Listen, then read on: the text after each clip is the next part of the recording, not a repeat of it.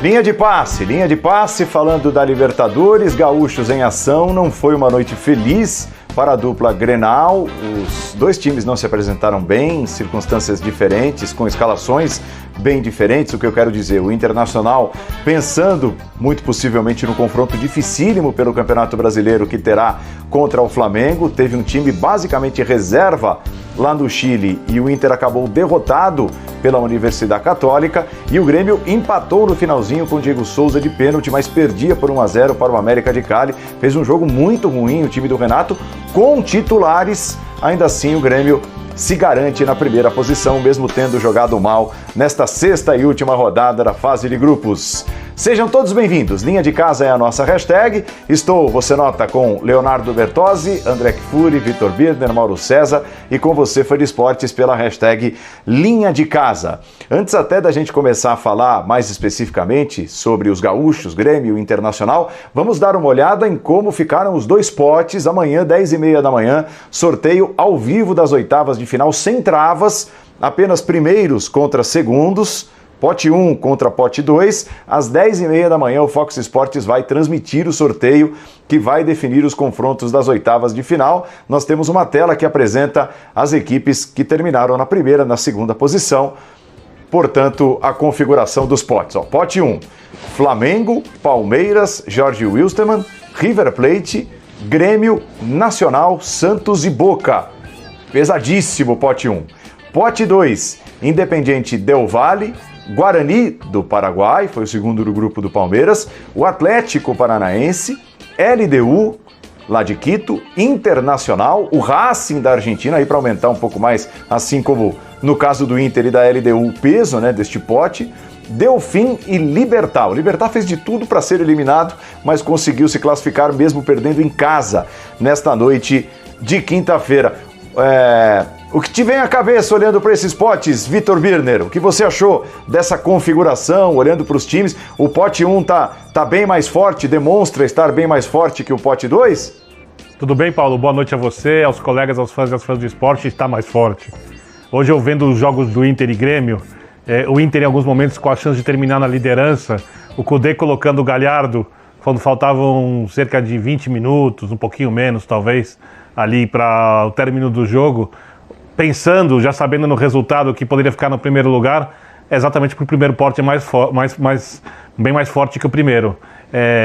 Eu diria que, com exceção ao Wilstermann, todos os outros em tese são pedreiras. Algumas muito grandes, outras nem tanto, mas todos são.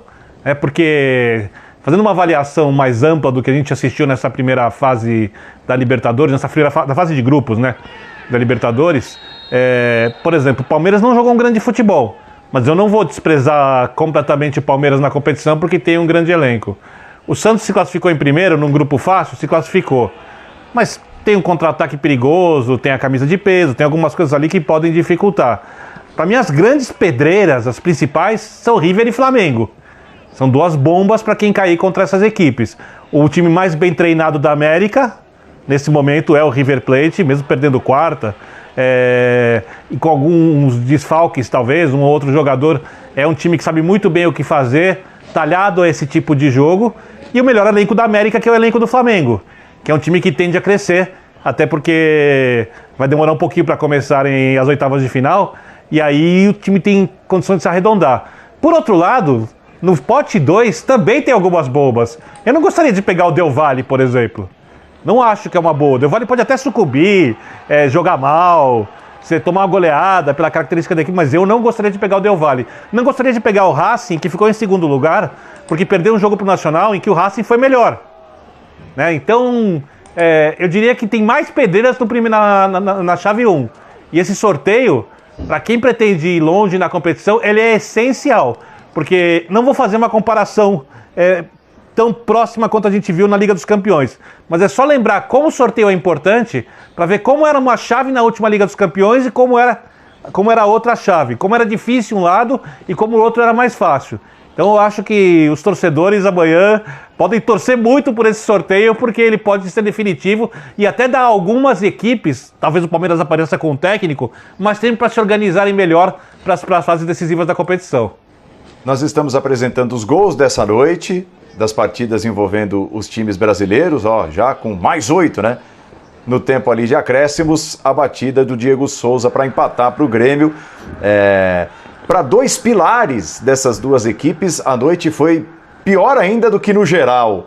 Né, André Kfouri? O Kahneman foi muito mal no Grêmio, meteu um gol contra que nós vimos ali, tocou de cabeça e fez um gol contra, depois foi expulso até inocentemente, digamos, uma expulsão tola, e será desfalque para o Grêmio na largada das oitavas de final, assim como o Cuesta, que fez uma temporada 2019 bem melhor do que a atual 2020, mas ainda assim é um pilar na defesa do Internacional, foi mal, foi o responsável direto, digamos, pelo segundo gol da Católica, levou um cartão amarelo no primeiro tempo que o suspende também do jogo de ida das oitavas de final.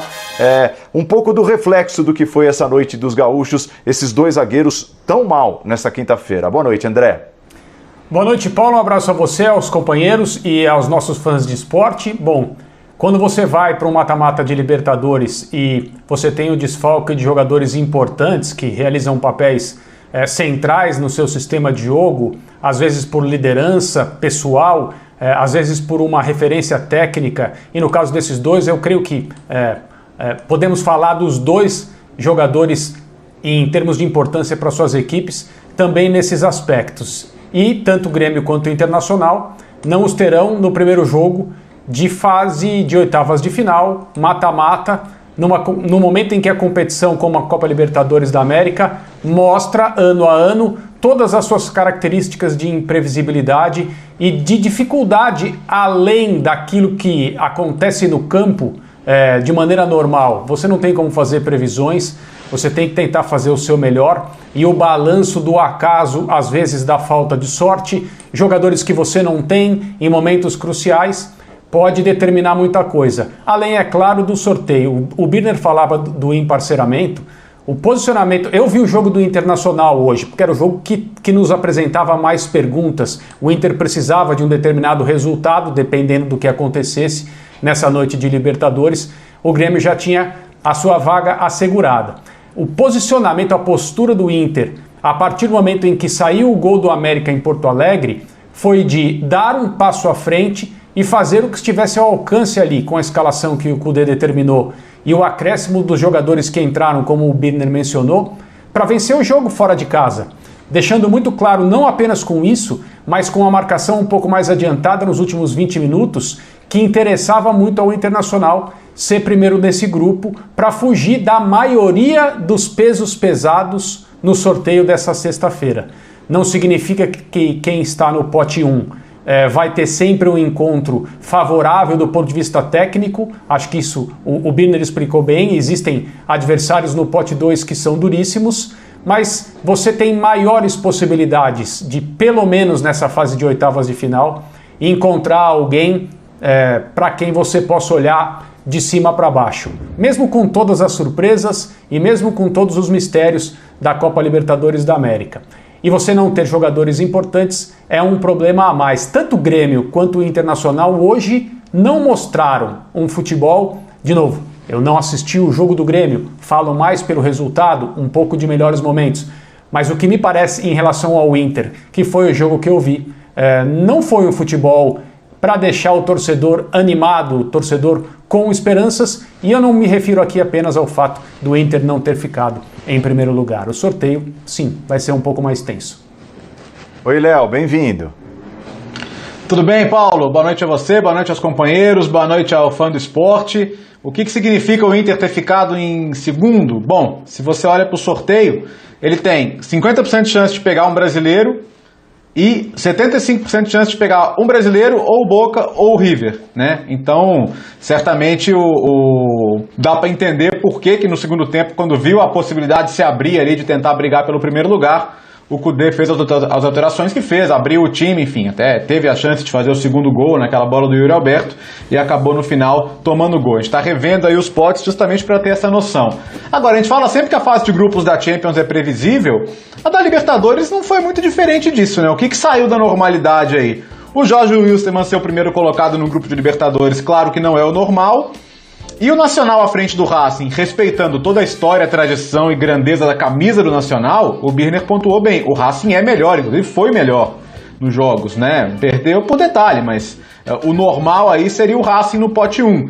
Então, imediatamente você aponta o Inter como um time a evitar, mas também o Racing, também o Del Valle e também a LDU, né? A LDU, por mais que o São Paulo tenha todos os seus problemas, se classificou à frente do São Paulo, é um campeão de Libertadores e é um time muito habituado a jogar a competição. Para fazer o primeiro jogo em Quito, acho que se você puder escolher não ir também fazer esse primeiro jogo em Quito, seja LDU ou seja ir para o Equador jogar com o Del Valle também, melhor evitar. Mas a rodada hoje foi muito louca, né? Porque assim, todo mundo se esforçando muito para não conseguir o objetivo, né? No grupo lá do Boca, o que fizeram Caracas e Libertad, um tentando tomar mais gol que o outro para ficar fora, parecia combinado o negócio, né? O Libertad só acordou quando estava 4-1 atrás e precisava de um gol, acabou conseguindo um gol, mas classificou com 7 pontos. E, enfim, eu acho que pode ser um adversário muito desejável. Jogando em casa, contra um adversário que não jogava por nada também, quer dizer, foi uma coisa bem bizarra. E o Grêmio empata no final com um pênalti, já com muitos minutos de acréscimo. Os dois pênaltis do Grêmio, o convertido no final pelo Diego e o perdido pelo Robinho, foram as duas únicas finalizações do Grêmio na direção do gol, no jogo. Então, a tentativa dele colocar o Orejuela mais adiantado, a insistência com o Robinho, as modificações que às vezes são sempre as mesmas, e alguns jogadores que ele insiste sem dar resultado, por que o Tassiano às vezes é o primeiro a entrar quase sempre, e outros jogadores pedindo passagem não tem espaço. Eu fico com a sensação de que o torcedor do Grêmio que idolatra o Renato, há muito tempo não questiona tanto as decisões dele. E não aponta tanto para a irregularidade do time e para as dificuldades em momentos como o jogo de hoje. Então estou para dizer que assim, o Renato carrega um crédito que é enorme pela história dele, pelos grenais, mas fora isso, está muito abaixo. Ótimo ter ficado em primeiro lugar, conseguiu o objetivo hoje, mas em termos de desempenho, assim, foram muito poucos os jogos recentes do Grêmio que você consegue apontar que o desempenho esteve à altura. E a situação do Kahneman, para mim, é a situação assim, de multa, cara. A situação da expulsão, o jogador do América de Cali só faltou falar para ele: Kahneman, vem cá que eu quero que você seja expulso, beleza? Ele: não, beleza, tô indo aí. Porque foi isso. Né? O jogador da experiência dele, da capacidade dele, o próprio Diego Souza também estava muito nervoso em algumas situações do jogo.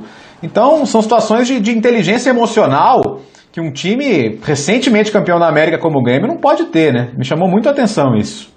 Oi, Mauro, boa noite. Boa noite, Paulo, companheiros, fãs de esportes. Eu acho que há de se registrar a campanha muito fraca, né, dos dois times do Rio Grande do Sul, os dois gaúchos que se classificam, mas com toda a trajetória marcada por resultados ruins, jogos fracos. O próprio Grêmio, depois que perdeu, jogando uma partida horrorosa para a Universidade Católica lá no Chile, depois conseguiu, de certa forma, ofuscar um pouco isso ao ganhar o Grenal, mas jogando muito mal. Hoje, de novo, um jogo ruim. O Inter também sofreu muito contra o América jogando em casa. Hoje sofre essa derrota. Os dois passaram meio que aos trancos e barrancos, num grupo em que os outros dois times também ficaram aí roubando pontos uns dos outros, né, e acabou que não teve nenhum. Se um dos dois, América ou Católica, conseguisse se destacar em relação ao outro, Grêmio e Inter teriam um adversário. E provavelmente um dos dois ficaria fora. No caso, seria o Inter, né, que ficou atrás do Grêmio, pelo menos em tese. Então foi uma campanha muito fraca dos dois nessa fase. Um grupo que não era tão difícil assim, os dois times melhores, embora sejam duas equipes até tradicionais, com muita experiência desse tipo de competição. Os times, né, não são lá essas coisas, mas os dois sofreram muito. Então claro que quando chega no mata-mata, pode mudar tudo pode ser muito diferente, mas não foram boas campanhas, não. Se bem que isso também sempre tem que ser relativizado, porque se você olha para a campanha do Santos, para a campanha do Palmeiras, pegaram grupos que eram verdadeiras carnes assadas, né? Muito fácil, os adversários horrorosos. O Palmeiras, com todo esse futebolzinho que joga, ganhou 2 jogos de 5-0. Isso aí já evidencia. Como a Libertadores também é um campeonato, uma competição, aliás, com o seu nível técnico na fase de grupos muito achatado por conta do inchaço com muitas equipes que não têm nível para jogar a competição. São Paulo, que foi eliminado, jogou contra o tal do Binacional. Esse time não pode jogar a principal competição, não tem qualidade técnica para isso. Isso ocorre também na Liga dos Campeões, desde aquela velha intervenção do Platini, muito político e tal. Então você vê muitas vezes a última fase da Champions League com times que já põem reserva, já estão classificados. Isso está acontecendo também na Libertadores. A politicagem da cartolagem acaba reduzindo o nível nível técnico do torneio, e essa fase acaba sendo menos emocionante, menos disputada do que deveria, por conta de muitos times que não têm condição. A Libertadores virou uma grande distribuição de vagas, né? Não é só aqui no Brasil, claro, a gente fala muito daqui quando vê o Brasileirão lá com 7, 8, 9 vagas, sei lá quantas vagas pode ter esse negócio, pode chegar até a 9, dependendo do cenário, né? O que é um absurdo, que você tem 20 times, 8, 9 podem chegar até a Libertadores, é absurdo, não tem o menor cabimento. Mas isso também acontece proporcionalmente em outros países, e acho que isso esvazia muito essa fase, tanto na Liga dos Campeões quanto na Libertadores da América. Birner, qual torcedor vai dormir mais preocupado entre os dois gaúchos, o torcedor do Grêmio e o torcedor do Internacional? O do Inter pelo sorteio, porque se a gente olhar para o jogo de hoje é aquilo, né? Jogou com time reserva e o Internacional não tem dos elencos mais vastos do futebol brasileiro, mas perdeu, foi derrotado e teve a chance até, ameaçou vencer o jogo e ficar com a primeira posição, então tem um quê de frustração essa classificação em segundo e a preocupação com o sorteio. Ou o torcedor do Grêmio pelo futebol que não emplaca de jeito nenhum? Eu acho que eles dormem, digamos assim, com o mesmo sono leve gerado pela intranquilidade, mas o do Inter é maior. A intranquilidade do Inter é maior, porque se ele for racional ao avaliar a temporada, o Inter tenta brigar pelo título de campeão brasileiro, coisa que o Grêmio não vai tentar, né? O Inter tem, por exemplo, um jogo importantíssimo no final de semana. O Grêmio tem mais um jogo a ser disputado. O Inter está na chave onde tem mais chances de pegar uma equipe difícil no sorteio. O sorteio ele é mais preocupante para o torcedor do Inter que para o torcedor do Grêmio. Olhando o futebol das equipes, tem a questão do Grenal, que eu acho que incomoda mais o torcedor do Inter por não ganhar. O torcedor do Grêmio se incomoda com o quê? Com o futebol que o time não consegue jogar. Eu até acho que o futebol do Inter é melhor que o do Grêmio, e o Campeonato Brasileiro, que é um torneio de regularidade, reflete isso. Mas ele não é bom o suficiente para dar tranquilidade ao gremista, ao torcedor do Inter. E mais do que isso, em alguns jogos decisíveis, mesmo com a vitória contra o América, no jogo de hoje, onde teve chance de vencer, o Yuri Alberto perde 2 chances. Teve uma que ele também é travado no contra-ataque puxado pelo Edenilson, e aí é o elenco curto, é o jogador que não está resolvendo, a circunstância foi criada. E no Grenal, o Inter tem falhado. E eu acho que isso preocupa mais o torcedor do Inter. O torcedor do Grêmio talvez ainda acredite que aquele Grêmio vai surgir na hora H. Ele não deu nenhuma amostra disso até agora, né? O Grêmio ganhou o Campeonato Gaúcho jogando uma final ruim, né? O Grêmio, ano passado, foi muito mal quando foi eliminado na Copa do Brasil. Foi goleado na semifinal da Libertadores. O Renato já deve ter dado umas 3 entrevistas, no mínimo, dizendo que o Grêmio vai deslanchar daqui a 3, 4, 5 rodadas, sei lá quanto tempo, e o Grêmio não deslancha. Mas, de qualquer maneira, o torcedor do Grêmio vem de temporadas melhores que as temporadas do Inter. E eu acho que isso acaba refletindo na expectativa do torcedor. Pela situação no grupo, apesar da possibilidade matemática de desclassificação e pela disputa nas primeiras posições do Campeonato Brasileiro e tendo o Flamengo como próximo adversário, é compreensível a escolha do Kudê pelos jogadores que não são os principais do Internacional na escalação de hoje, André? Eu acho que sim, Paulo. Não tenho nenhum problema com a escolha de jogadores que o Kudê fez para essa rodada, mesmo com uma vaga na próxima fase da Libertadores em jogo, uma situação controlada que nós podemos perceber durante o jogo, na maior parte. O Inter leva um gol, a gente acabou de ver, de bicicleta numa jogada de falha defensiva em que se pede falta, a bola vai para a área, não conseguem tirar e um jogador acerta um lance desse incomum, pegando não só o Marcelo, não só o Lomba, como um outro defensor do Internacional meio no contrapé. Um gol assim, vale como qualquer outro, determinou a vitória do time chileno, mas um gol diferente do que a gente está acostumado a ver. Mas a atuação do Internacional, a postura do Inter, mesmo com o Kudê colocando jogadores que são considerados titulares no trecho final do jogo, porque ele queria o resultado, não foi uma atuação daquelas que você fala, o Inter correu risco, o Inter deveria ter tratado esse jogo com a prioridade que ele merecia, já que a corrida pelo título brasileiro, como disse o Birner novamente, um torneio de regularidade, pede aquilo que as equipes interessadas no troféu possam fazer de melhor a cada rodada. Eu não tenho problema, de novo, com a escolha de jogadores do Kudê. E para mim a questão sempre foi, no Campeonato Brasileiro, relativo ao Internacional, se o elenco permite que o time do Inter tenha um nível e sustente esse nível para brigar lá em cima com aqueles que são os pretendentes ao título. O Flamengo talvez certamente com mais condições por causa do elenco que tem e por causa da profundidade desse elenco, que permite com que a comissão técnica rode jogadores. Talvez o Flamengo hoje tenha 3 times, em casos de extrema necessidade, como houve aí no período recente, com Covid, jogadores machucados e tudo mais, a comissão técnica do Flamengo pôde lançar a mão de uma equipe completamente inesperada, com jogadores que ninguém imaginava que estariam em campo. Nenhum outro clube tem essa fartura, mas não chega nem perto disso. Acho que está aí uma vantagem técnica importante do Flamengo e é aquele considerado adversário por todos, pelo Atlético Mineiro e pelo Internacional, que são os times que provavelmente estarão na disputa até o final. Talvez um pouco mais deslocados na parte final do Campeonato Brasileiro, justamente por causa dessa diferença técnica. O Cudê precisa administrar a parte física dos jogadores. A situação está muito clara, que é complexa. Você assiste um jogo contra o Vasco, por exemplo, no final de semana, ele esmaga o Vasco no primeiro tempo, faz 2 gols, no segundo tempo o time tira o pé, claramente. E não tira o pé porque o treinador não quer mais gols, não tira o pé porque os jogadores não têm condição física. Então, em alguns momentos, ele precisa fazer isso.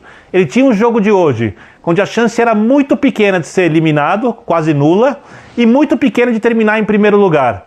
E ele tem um jogo que vale primeiro lugar de Campeonato Brasileiro no final de semana. Ele fez a opção óbvia na minha maneira de ver. Se ele tivesse por acaso uma diferença, vamos supor, de 2 ou 3 gols de saldo para o América de Cali, mesmo sendo improvável, talvez ele pensasse. Mas a diferença era muito grande, era muito improvável.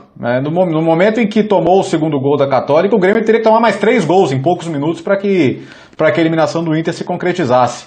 Então você pondera riscos. O Inter tem uma desvantagem em relação a cada concorrente do brasileiro, se considerar Flamengo e Atlético. Ele não tem o elenco do Flamengo e ele não tem o calendário vazio do Atlético, que vai ter semanas consecutivas de 7 dias, 6 dias entre jogos. Então ele tem essa desvantagem em relação aos dois. Talvez o último momento em que o Inter pudesse olhar e falar assim, não, nesse jogo aqui eu posso trabalhar com o elenco, eu posso tirar o pé sem culpa e preservar alguns jogadores. Para o jogo com o Flamengo, ele tem um dia a menos de descanso, isso já é um ponto, e já o conhecimento de que o Flamengo preservou jogadores importantes. Então, eu acho que era uma discussão, é fácil falar sem engenheiro de obra pronta agora, mas a opção prévia pela escalação de hoje, e outra, não é que você não tivesse a opção de colocar os jogadores, como colocou o Galhardo no segundo tempo, para jogar alguns minutos e tentar ver o que fazia. Então eu entendo que não dá para questionar a decisão, acho que é normal, e assim, vai vir o sorteio difícil, vai. Mas faz parte, assim, eu acho que o Inter fez o papel dele. E para deixar claro, né, interessante o ponto destacado pelo André, o Internacional em nenhum momento esteve perto de perder a vaga. Fica aquele quê de, olha, poderia ter sido diferente, porque ele esteve mais perto de ser o primeiro colocado, né? Teve a chance de ser o primeiro colocado e antes da bola rolar, poucos imaginavam que o Grêmio pudesse tropeçar como tropeçou no América. Mauro, o Léo falou sobre esse momento do Renato, né? Que é um momento difícil, de muito questionamento. Lá atrás, muita gente lançava o nome do Renato entre os técnicos brasileiros trabalhando aqui no Brasil como indiscutivelmente o melhor. Tanto que teve aquele approach lá atrás do Flamengo e o Grêmio renovando o contrato, segurando, fazendo festa por isso e tudo mais. Todas essas dificuldades e um certo desânimo de parte da torcida do Grêmio com o trabalho do Renato o tiraram desse status de indiscutível melhor técnico brasileiro nesse momento? Eu acho que o Renato ele conseguiu, digamos, esse prestígio, né? Trafegando aí numa área, digamos assim, menos competitiva, né? Que mudou de nível no ano passado com a chegada de técnicos de fora. O próprio confronto dele com o Jorge Jesus deixou bem claro que ele está muito, mas muito abaixo como técnico do português. E também está abaixo de outros aí que estão chegando eventualmente. Mas ele ganha do Cudê sempre, sim, ele faz um trabalho com um elenco melhor do que o do Internacional e há mais tempo, né? Sem contar que ele joga com uma couraça protetora, né? Ele comanda o time com uma couraça protetora de maior ídolo da história do clube. Então, mesmo quando as coisas vão mal, ele, mesmo quando criticado, isso acontece de forma assim, mais parcimoniosa, né? Na imprensa, a torcida, há uma tolerância toda especial. Ele está no seu habitat, ele está numa situação muito confortável que nenhum outro técnico tem no futebol brasileiro. Tanto que se ele sai do Grêmio, em outro clube, qualquer um outro, mesmo aqueles onde ele também se destacou como jogador, não vai nunca encontrar o conforto e a proteção e a tolerância que existe com ele no Grêmio. Um cara que foi eliminado da Copa Libertadores, depois de ficar falando várias bravatas, provocando outro técnico, toma o sacode que tomou numa semifinal de Copa Libertadores e começa o ano perdendo o primeiro turno do Campeonato Gaúcho para o Caxias, por exemplo, e ganha o campeonato sendo derrotado no último jogo pelo Caxias, e ninguém não, mas poucos cobram, ou a cobrança não é tão grande, é porque ele é o grande ídolo do clube. Mas como técnico, acho que ele está muito abaixo daquilo que se imaginava a elevação do nível, né? Com a chegada de alguns profissionais de fora, eu acho que o coloca num plano inferior. Para mim, ele não está nem de perto nesse nível, e ele está sendo desafiado nesse momento, porque esse é o momento da montagem do time autoral do Renato, sem resquícios do trabalho de um outro treinador. O outro trabalho dele o alicerce foi montado pelo Roger Machado e ele desenvolveu a obra.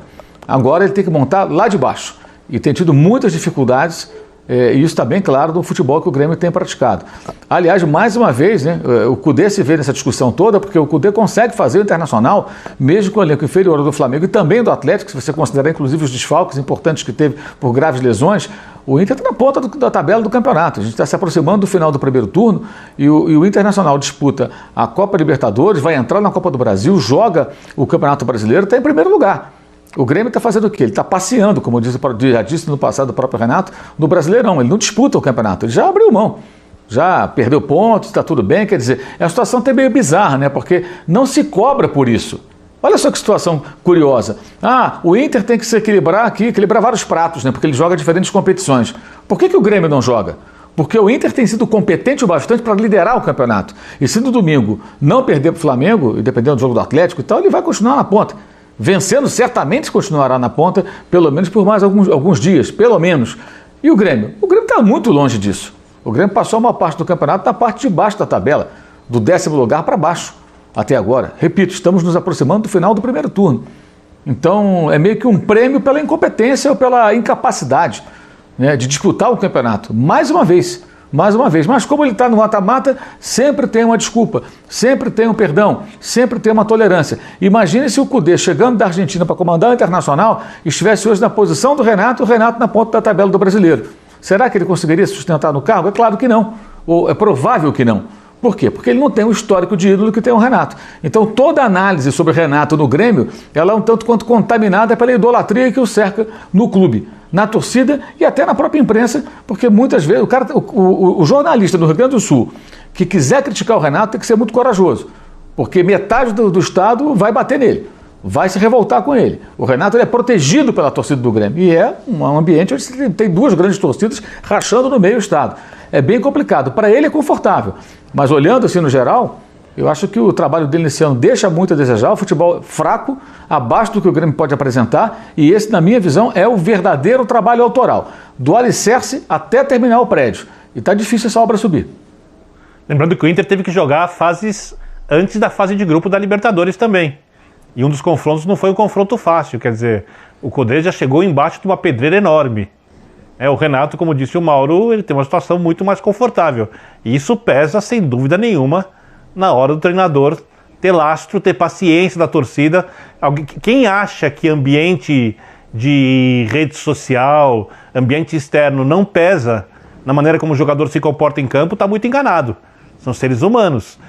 Se deveria ser assim ou não, cada um pensa como quiser, mas eles sentem a pressão. Do mesmo jeito que sentem a pressão de uma arquibancada, sentem a pressão da fase ruim, sentem a pressão dos gols perdidos. Quando estão em boa fase, tudo acontece com mais facilidade. Isso é do ser humano, em qualquer área. Então, eu acho que o desafio do Cudê desde o início da temporada, ele foi maior do que o do Renato. E se não fosse o Grenal, essa discussão nem existiria. É que o Grenal tem que pesar. Não estou falando que o Grenal não pesa, pesa muito. Tá? Porque, como disse o Mauro, é um estado dividido entre duas torcidas.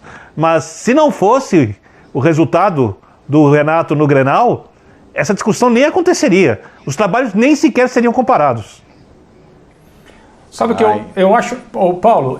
Diga, André. Eu acho que tem uma questão de perspectiva, o filtro pelo qual se olha o trabalho de treinadores aqui no Brasil, e isso é assim há muito tempo, a gente fala tanto sobre isso também, que faz com que a gente analise o Kudê pelo trabalho feito no Inter até agora, já tendo passado pelos apuros, entre aspas, que ele passou ali no momento do campeonato estadual, por toda a influência que os Grenais têm e o título, que na verdade, no grande esquema das coisas, vale muito pouco, mas derruba técnico e quando não derruba, faz com que certos trabalhos passem por um período de instabilidade, aí a coisa vai se distanciando, alguns bons resultados permitem que o trabalho continue de maneira um pouco mais tranquila. Mas a gente olha para o trabalho do Kudê pensando que se ele não ganhar um título, se ele não for campeão brasileiro, se ele não for fundo na Copa Libertadores, o Internacional vai mandá-lo embora ao final da temporada. Eu vou repetir para que ninguém em rede social coloque afirmações na minha boca. Eu não estou dizendo que isso vai acontecer, não estou dizendo que eu acho que isso vai acontecer, eu estou dizendo que é assim que se olha e talvez seja assim que se trabalhe. Quando na verdade o trabalho deveria ser diferente, é claro, do ponto de vista teórico.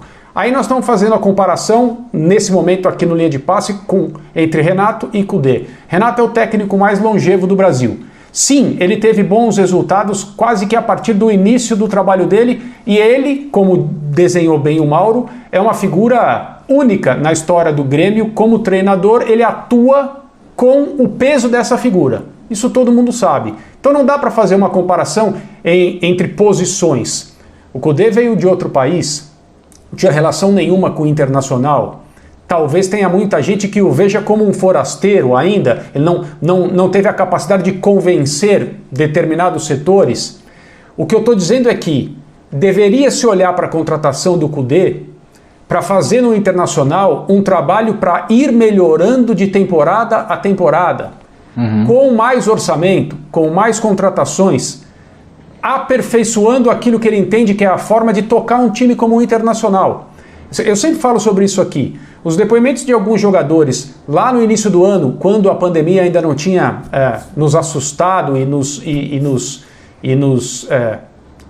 não tinha nos pego como pegou, eram depoimentos de elogios à forma como ele tratava o dia a dia, as mudanças no jeito de treinar, aquilo que ele dizia para os jogadores para tratar o treinamento como algo extremamente importante. O que há de mais importante a fazer naquele dia, o espírito competitivo que ele queria incutir no grupo do Internacional. As coisas nunca podem ser cobradas tão imediatamente, especialmente no caso dele, que vem de outro lugar, que precisa mudar um jeito de fazer o futebol do Internacional, e eu suponho que é isso que as pessoas que o contrataram exatamente queriam que ele fizesse. Então, que se pense no trabalho do Kudê, que já mostrou que pode dirigir o Internacional, não é que pode dirigir o Internacional, já mostrou que pode levar o Internacional a coisas muito importantes, coisas muito boas, que se pense no trabalho de um ano para outro, cada vez melhor. E as avaliações sendo feitas ao fim de cada temporada, mas não com a corda no pescoço. Se o resultado não for bom em termos de troféu no primeiro ano de trabalho, então obrigado, você toca a sua vida em outro lugar e nós vamos substituí-lo. Não pode ser assim. E aí eu acho que a longevidade do Renato, mesmo sendo uma figura completamente diferente em termos de influência no clube, é um bom exemplo, independentemente do estado do Grêmio hoje, sob o comando desse treinador. A gente não devia, ter que justificar a continuidade do trabalho do Kudê com o fato dele estar brigando pela liderança do campeonato.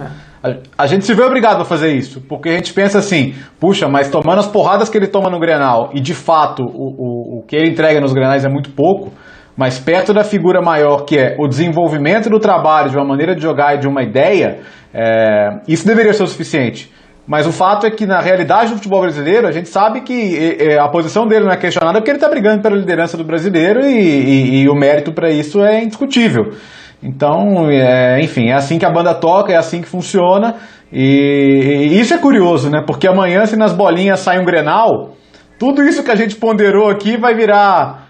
mas na hora H, hein? Na hora H é o Grêmio, cara. Então, eu tô curioso. Claro que a a chance é a mesma para qualquer confronto, né? Mas inclusive o Grenal pode acontecer amanhã, tá todo mundo curioso para saber se isso vai acontecer.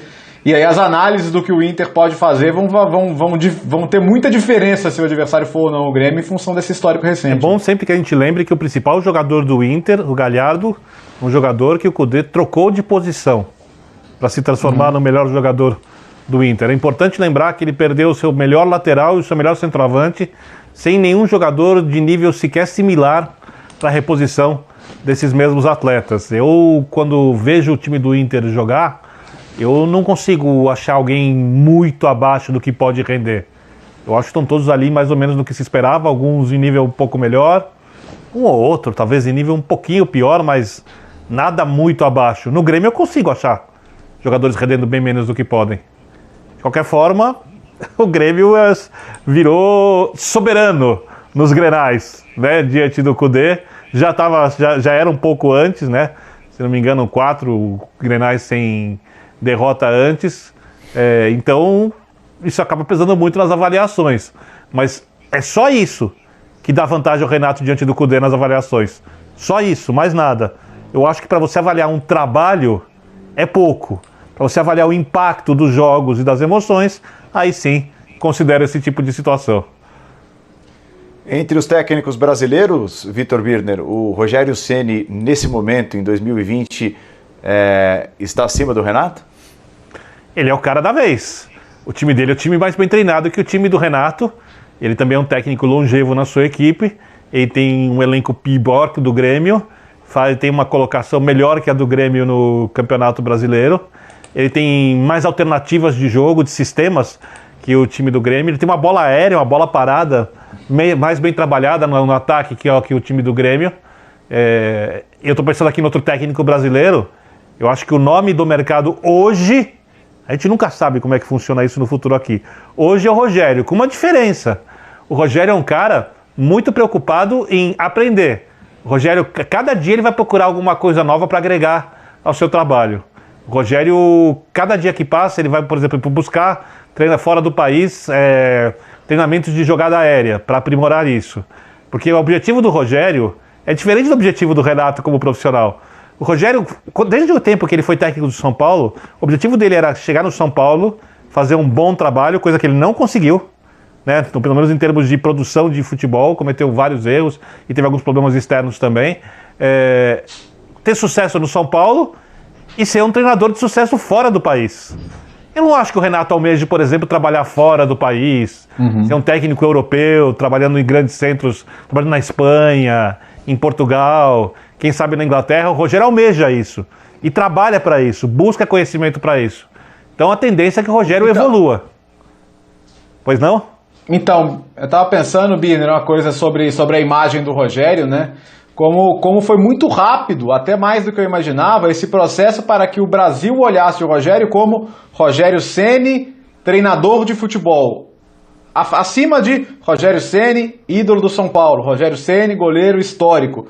A gente consegue hoje muito facilmente discutir Rogério Ceni, ótimo técnico de futebol, com um imenso potencial na carreira. Eu acho que ele conseguiu se descolar, claro que não para o São Paulino, né? O São Paulino vai sempre olhar para o Rogério do tamanho que ele é. Mas a percepção de futebol no geral, as outras torcidas, até hoje nas torcidas rivais do São Paulo, a possibilidade de ter o Rogério como técnico um dia não é uma coisa, não é tabu. Sim. Né? Eu não sei qual vai ser o próximo passo dele. Ontem no discurso ele pareceu deixar o futuro dele muito em aberto para a próxima temporada.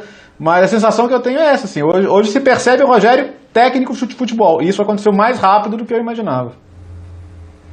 Muito bem, eu estou aqui aguardando, o Renato está se preparando para falar, nós vamos apresentar pelo menos um trechinho da entrevista ao vivo do Renato, ainda não sentou lá, falou agora há pouco o Diego Souza, e ainda estamos aguardando o Renato Gaúcho, Renato Portaluppi, que vai conceder a entrevista daqui a pouquinho. Estou aqui de olho, monitorando, daqui a pouquinho ele começa a falar lá na Arena do Grêmio. Vamos colocar de novo a tela para a gente então rever pote 1, pote 2, Tem muita gente interessada nesse sorteio, são muitas torcidas pesadas, tem muita gente que torce contra determinados confrontos, tem até gente aqui se manifestando, dizendo que torce pro circo pegar fogo de vez. Pote 1 com Flamengo, Palmeiras, Jorge Wilstermann, River Plate, Grêmio, Nacional, Santos e Boca.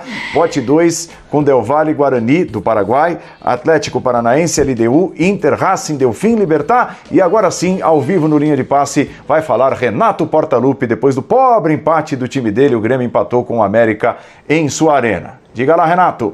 Um jogador que bate bem, tem treinado bem, teve a infelicidade de errar, mas eu vejo que o que eu vejo são os jogadores que treinam no dia a dia e o designo o batedor. Então hoje era o Robinho, como falei, infelizmente ele errou. O Diego só não bateu o primeiro porque no outro jogo o Diego havia errado e de repente a parte psicológica nessas horas é muito importante. Se o jogo já tivesse decidido, o Diego bateria de novo. Como não estava, se errasse de novo, a pergunta seria o contrário: por que o Diego bateu de novo? Então a responsabilidade toda é minha, eu sou treinador, eu decidi. Infelizmente o Robinho perdeu, depois o Diego foi lá e bateu bem. Agora uma pergunta de Matheus Schenck, do SBT. Renato, hoje foi o 7º jogo de Robinho como titular no Grêmio. O que falta para que ele renda o que você espera? O Robinho é um jogador que chegou, estava muito tempo parado, a gente tem dado todo o tratamento especial para ele, para que ele comece em algumas partidas, outras não, justamente para readquirir aquele ritmo de jogo necessário, já que ele ficou muito tempo parado. E ele vem treinando normalmente com o grupo, tanto a parte física como a parte técnica, as oportunidades têm sido dadas, mas daqui a pouco tenho certeza que ele readquire aquele 100% dele e é um jogador importante para a gente. Pergunta agora Gustavo Berton, do grupo Disney Fox ESPN. Renato, por que o Grêmio não tem conseguido se impor perante aos adversários e imprimir o seu ritmo de jogo? Hoje talvez até concorde, mas eu não concordo assim, da maneira que foi colocada a pergunta, porque parece que todos os jogos assim não tem sido não. Hoje realmente o Grêmio não esteve bem. Por outro lado, é difícil, né? Você toda hora tem 4, 5 jogadores diferentes em campo. Então, aquilo que eu sempre falo, o entrosamento não é o mesmo. A gente sabe que a gente precisa melhorar. Qual o time que não precisa melhorar? Qual o time que está destoando hoje no Brasil? Flamengo. Então, todo mundo precisa melhorar. Não seria o Grêmio que, com todos os problemas que a gente vem vivendo, de Covid, de muitos jogadores no departamento médico, a cada partida uma escalação de 4, 5 jogadores diferentes, um esquema diferente. Mas a responsabilidade toda é minha. Eu acho que o mais importante de tudo, concordo, o Grêmio hoje principalmente não fez uma boa partida, mas nós conseguimos o nosso objetivo. O objetivo do Grêmio era ficar em primeiro lugar no grupo. O Grêmio ficou em primeiro lugar no grupo. Então esse era o nosso objetivo. Não adianta você jogar bem todas as partidas e de repente ficar em segundo ou não classificar. Então o Grêmio hoje não foi o Grêmio, mas eu acho que o mais importante de tudo é que a gente conseguiu o nosso objetivo, que era o primeiro lugar na classificação. Renato, agora pergunta Eduardo Gabardo, da Rádio Gaúcha. Os problemas do Grêmio nesta temporada não passam pela falta de um meia de criação? Com Jean-Pierre fora por mais 2 semanas, um jogador para esta função já não deveria ter sido contratado? Eu tenho cobrado bastante isso por parte da diretoria, tenho conversado com eles, tenho conversado com o presidente, da mesma forma que eu falei para vocês do atacante, que a gente vinha trocando ideias, que a gente estava procurando, não adianta a gente trazer por trazer. Então a gente trouxe praticamente o Churin, que é um jogador que vai nos ajudar bastante, e a gente está atrás do meio sim, até porque hoje mesmo eu estava falando para o presidente, é difícil, né? Todos os jogos você tem que improvisar um jogador ali, principalmente no local onde precisa um jogador de criação. Infelizmente o Jean-Pierre vem tendo alguns problemas de lesão, teve o problema da Covid, e a gente não tem aquele meia que a gente quer. Mas a gente tem trocado ideias, a gente tem visto alguns jogadores aí, como aconteceu no centroavante com o Churin, quem sabe a gente encontre esse meia. Basicamente nós encontramos o meia. Agora é saber se eles vão se acertar financeiramente. Pergunta agora Rafael Pfeiffer, da Rádio Guaíba. Renato, mesmo com outras opções, por que a escolha por Orejuela na frente no jogo de hoje? Rodar o grupo. Rodar o grupo hoje praticamente era Era um jogo que eu poderia observar 2, 3 jogadores, não que o jogo não fosse importante, o jogo era bastante importante. Testei com a formação, infelizmente nós não fomos bem, e eu volto a repetir, a responsabilidade é toda do treinador, é toda minha. Eu vi que não deu certo da maneira que eu tentei colocar a equipe no primeiro tempo, a gente esteve muito abaixo daquilo que o Grêmio pode oferecer. Corrigi no intervalo do jogo, o Grêmio no início do segundo tempo foi outro. Criamos algumas oportunidades, tivemos a grande chance no pênalti, infelizmente desperdiçamos e do pênalti no contra-ataque tomamos o gol contra do Kahneman. A equipe ficou um pouquinho abatida devido ao gol, mas soube reagir de uma forma ou de outra, acima de tudo com muita vontade, né? E conseguimos chegar no finalzinho do jogo, conseguimos um gol de empate e isso fez com que a gente fosse a 11 pontos. Independente do nosso resultado aqui, nós ficaríamos com o primeiro lugar, mas acho que o mais importante de tudo não foi ter perdido o jogo em casa na Libertadores, até porque Libertadores é sempre difícil, seja dentro, seja fora, mas eu volto a repetir, a responsabilidade toda é minha, não conseguimos impor do jeito que eu queria no jogo de hoje, mas também eu ressalto que o mais importante de tudo na Libertadores, em primeiro lugar, conseguir a classificação, que o Grêmio conseguiu. Em segundo lugar, o mais importante, ficar em primeiro lugar na chave. Nós conseguimos. Então, nós fizemos 6 jogos muito difíceis e perdemos apenas um. E conseguimos a classificação em primeiro lugar, que esse era o objetivo do clube. Bom, então ouvimos boa parte ao vivo da entrevista do Renato e eu volto a bater numa tecla e eu acredito que o torcedor do Grêmio concorde comigo. Mauro, falta futebol às vezes nessas entrevistas do Renato, né?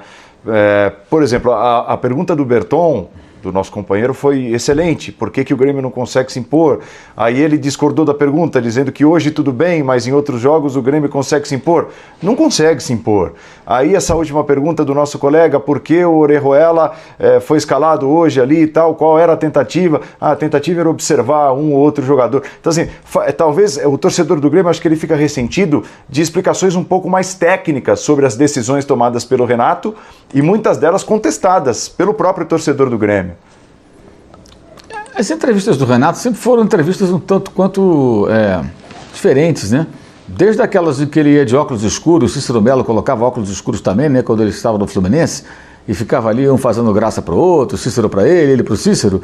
Até hoje, de fato, ele não responde a maioria das perguntas, ele sai pela tangente, e sempre olhando a tabela.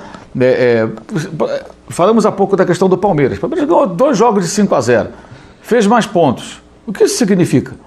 Por que o técnico foi embora? Por que procura o treinador? Porque o futebol é ruim. Mas como conseguiu então liderar o grupo e golear 2 adversários? São horrorosos os times adversários. A chave do Grêmio não foi uma chave tão difícil, o futebol apresentado não foi bom, como não tem sido bom no Campeonato Brasileiro. Então o Grêmio não joga bem há muito tempo. Esse ano, talvez você vai encontrar uma ou outra partida, mas muito pouco. E ele, de fato, ele não responde. Ele responde à maneira dele, mas não responde aquilo que foi perguntado. Ainda mais nesse tipo de entrevista agora, em que mesmo que já numa coletiva é difícil você ter uma réplica, né? Porque o microfone passa pelo repórter, faz a pergunta e vai embora para outro. Então você não tem a chance de insistir na pergunta. Nesse cenário agora à distância, impossível. Então ele fala o que ele quer. Esse pedido por reforços faz sentido, e ele disse, né? Isso ele admitiu. Valeu a pena a gente ter ouvido da parte dele, que tem cobrado a diretoria por reforços. Faz sentido, André? Depende, Paulo. Faz sentido. Você consegue enxergar carências no time do Grêmio e entender que determinadas contratações podem ajudar. Isso é verdade, acho que para todas as equipes, né? Às vezes eu fico um pouco impressionado, na verdade, com algumas posturas retóricas que o Renato assume nessas entrevistas e coisas recentes. Outro dia a gente acompanhou aqui na Premier League, o Liverpool levou uma goleada absolutamente imprevista e assustadora do ponto de vista da quantidade de gols. E isso vira um argumento para quando o Grêmio joga mal e perde.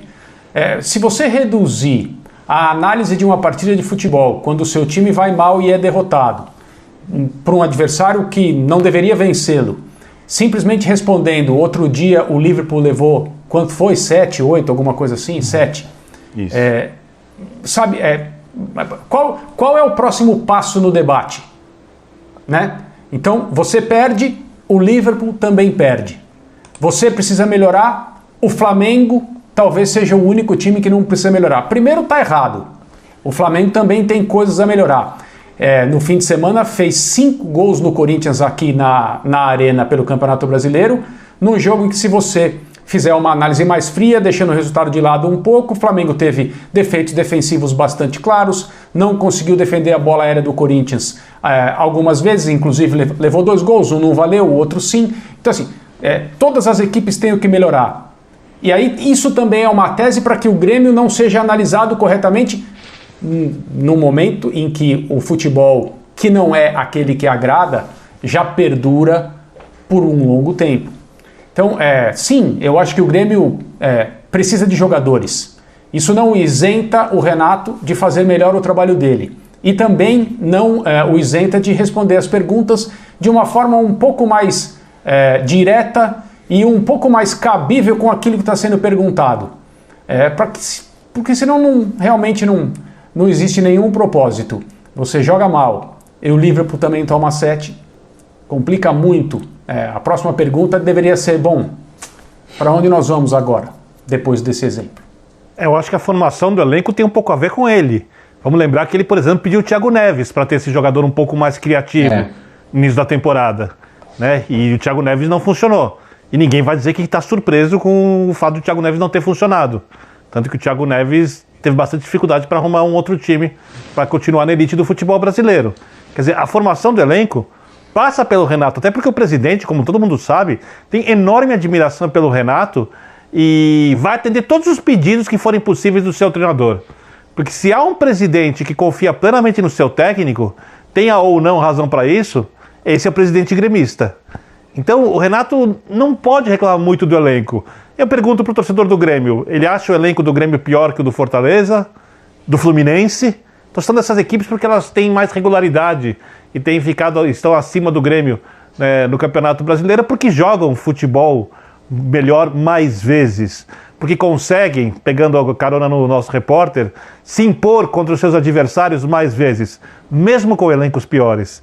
Então, quando a gente fala de reforço no Grêmio, eu acho que a discussão é válida, mas ela não é o que deve permear a conversa para entender o que acontece com o futebol da equipe. Quem poderia pedir reforços e entrar nessa discussão era exatamente o Kudê.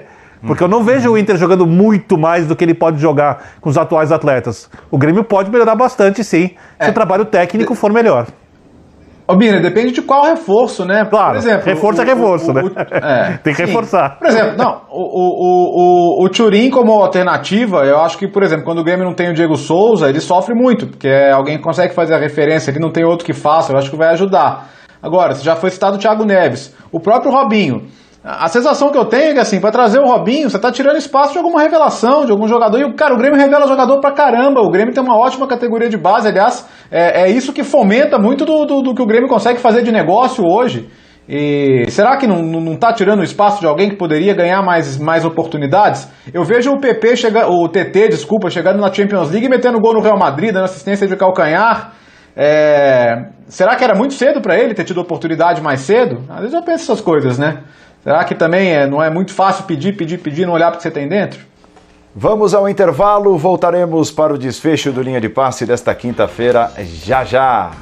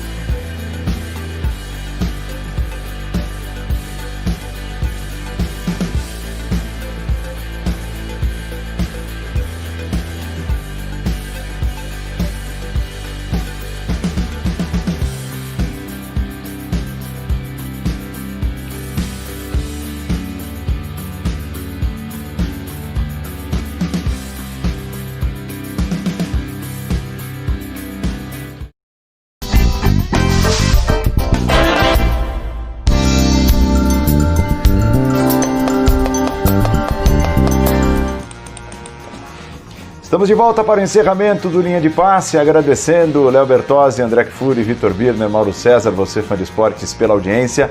Voltaremos no domingo, hein? No domingo tem só Flamengo e Internacional, Inter e Flamengo, e o São Paulo decidindo com o Fortaleza. São 2 destaques, entre outros, né, deste final de semana. De Campeonato Brasileiro e Copa do Brasil, São Paulo e Fortaleza decidindo quem passa e quem fica pelo caminho. E logo depois deste jogo, entrará em campo o time do Linha de Passe na ESPN Brasil. Então a gente se vê neste domingo, na próxima edição do programa, que chega para passar a régua na rodada do Campeonato Brasileiro e também na noite de Copa do Brasil. Tchau! Ótimo final de semana para todos!